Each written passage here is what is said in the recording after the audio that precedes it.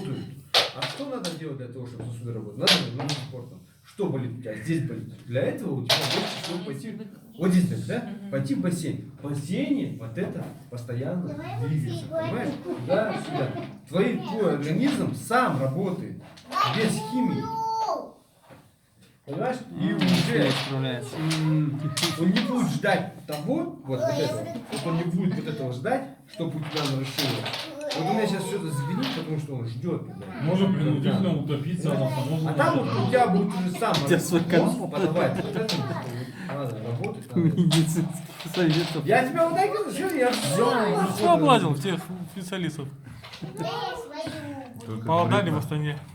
Может, я даже какие-то кололы нет, и там по 12 тысяч, да? Не, мне вот сюда вшили ставили, поэтому сумку было.